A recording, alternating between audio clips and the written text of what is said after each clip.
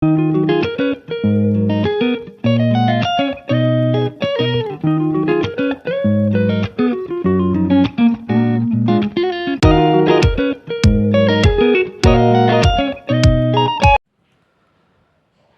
عليكم ورحمة الله تعالى وبركاته. مرحبا بكم في قناة هشام لوجيا، واليوم مع درس آخر ودرس جديد. هذا الدرس يعتبر من ضمن الدروس المرشحة هذه السنة لكي تكون في الموضوع المقالي بالنسبة لتلاميذ السنة الأولى بكالوريا، ألا وهو درس يناقش الوضعية الحالية ومشكل الساعة، ألا وهو مشكل الماء. إذن درس اليوم هو مشكل الماء وظاهرة التصحر بالعالم العربي. مشكل الماء نعرفه جميعا، وهو ندرة الماء أو قلتها أو تراجع نصيب الفرد منها. وظاهرة التصحر معناه هو زحف الرمال تجاه الأراضي الصالحة للزراعة باختصار بالعالم العربي، من المحيط إلى الخليج، من المغرب إلى دول الجزيرة، شبه الجزيرة العربية، السعودية وقطر والإمارات إلى آخره.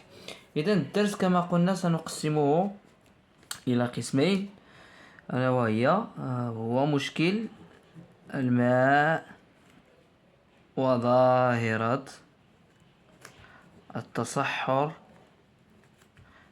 بالعالم العربي.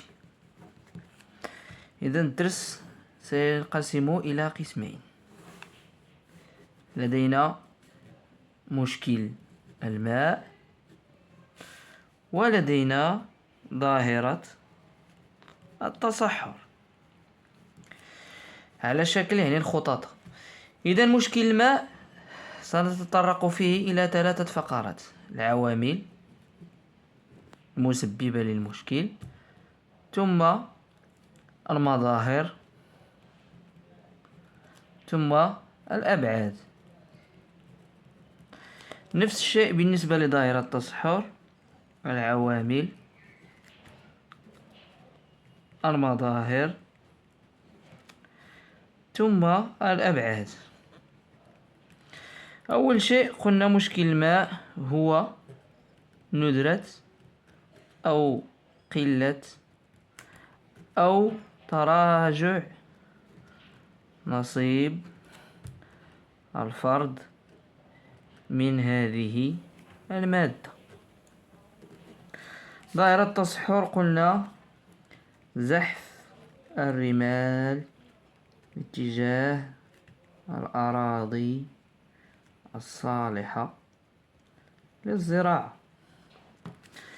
إذن مشكل الماء عوامله: أول شيء الموقع،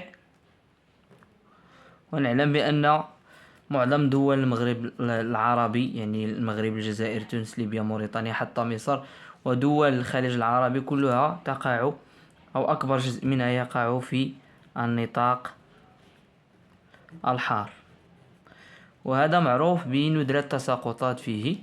ثم هنالك عوامل بشرية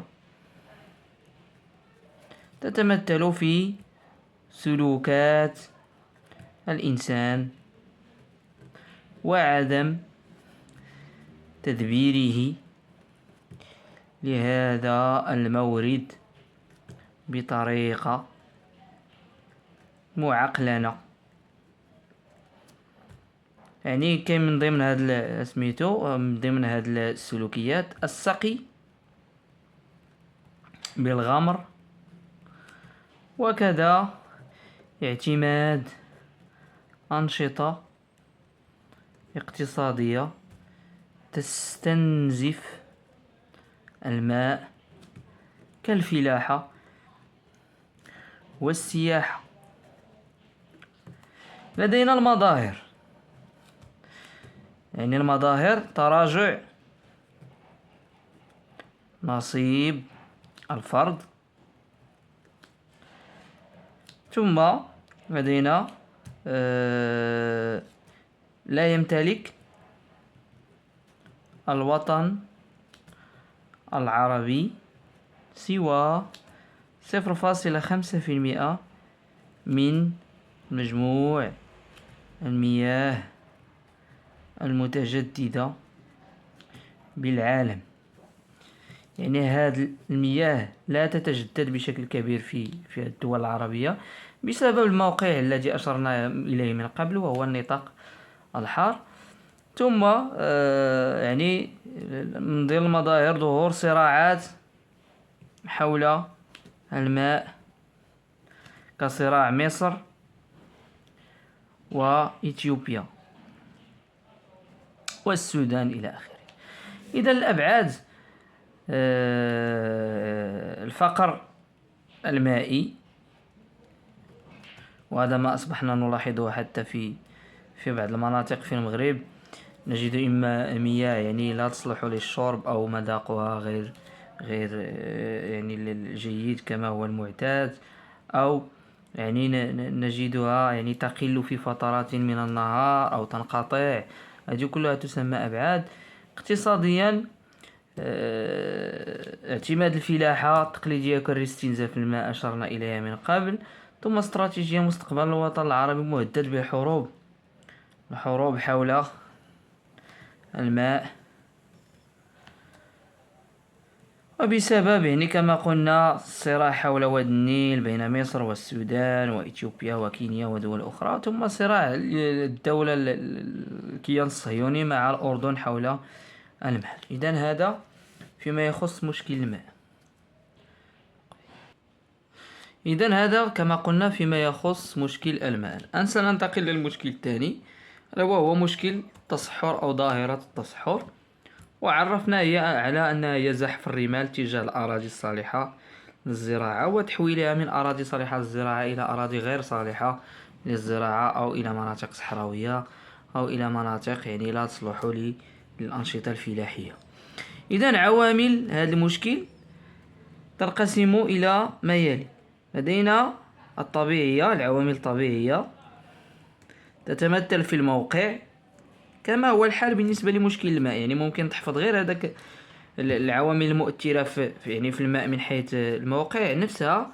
بالنسبة لظاهرة التصحر، الموقع يعني النطاق الحار، وأن الدول العربية تتوفر على أكبر المجالات الصحراوية في العالم. يعني بالنسبة للجزائر أكبر صحراء في إفريقيا، بالنسبة لدول كذلك الخليج العربي. لدينا بشرية، سلوكيات الإنسان يعني كاجتثاث الغابات، لأن الغابة تقوم بإيقاف زحف الرمال، كذلك الرعي الجائر، وسلوكيات أخرى يقوم بها الإنسان تؤثر في هذه الظاهرة وتساعد عليها. إذن المظاهر ديال ظاهرة التصحر تنقسم إلى الترمل، وهو ما أشرنا إليه زحف الرمال، وإلى نضوب المياه، جفاف أنهار، العيون والآبار، الإقحال، تشقق الأرض، تملح التربة، وتراجع الغطاء النباتي.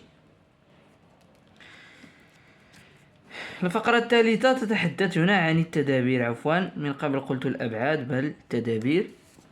إذن التدابير هي الحلول التي قامت بها الدولة وتقوم بها من أجل الحد من هذه الظاهرة. سنقتصر على 4 حلول. التشجير، وأشرنا من قبل على أن التشجير يوقف من هذه الظاهرة.